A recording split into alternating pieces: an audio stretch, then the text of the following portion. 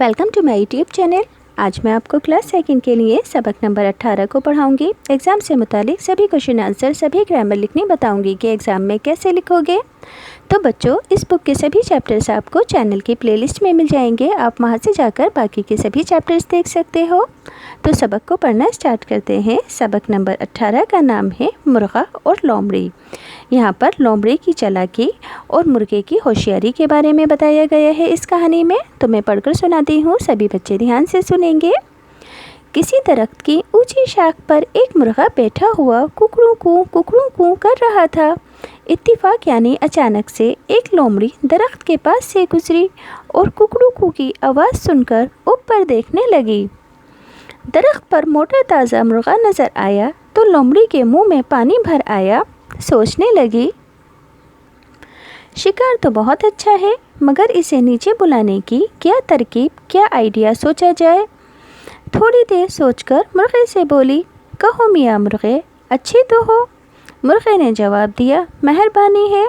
सुनाओ, तुम्हारा मिजाज कैसा है। मुर्गे ने लोमड़ी का मिजाज पूछा कि तुम कैसी हो।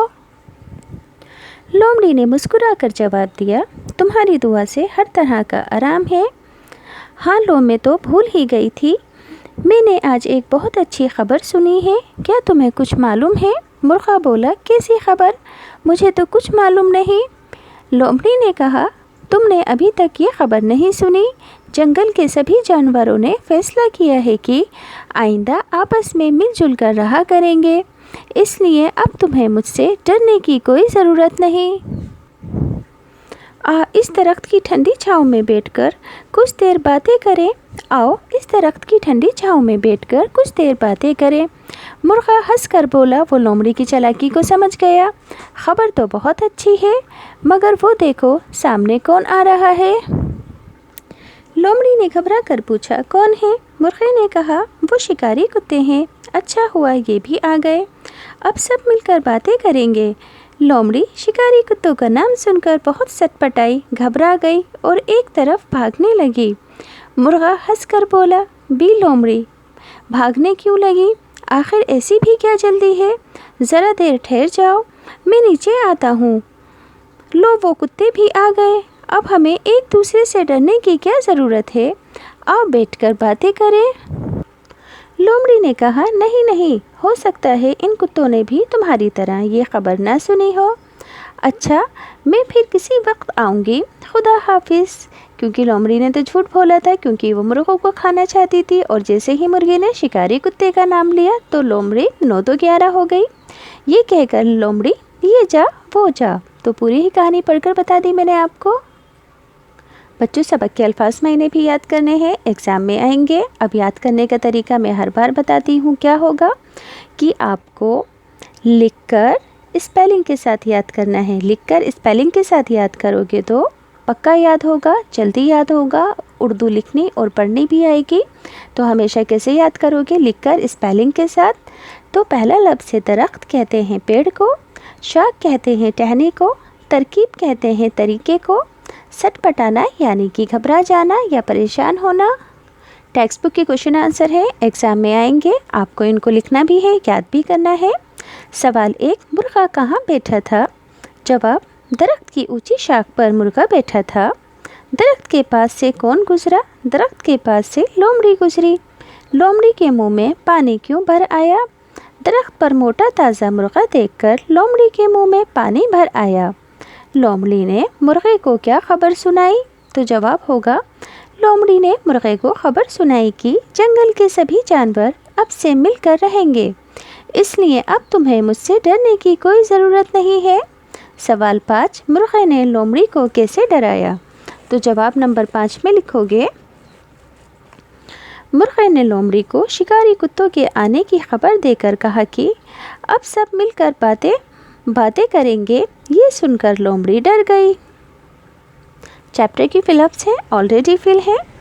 दरख्त पर एक मोटा ताज़ा मुर्गा नज़र आया, मगर इसे नीचे बुलाने की क्या तरकीब की जाए।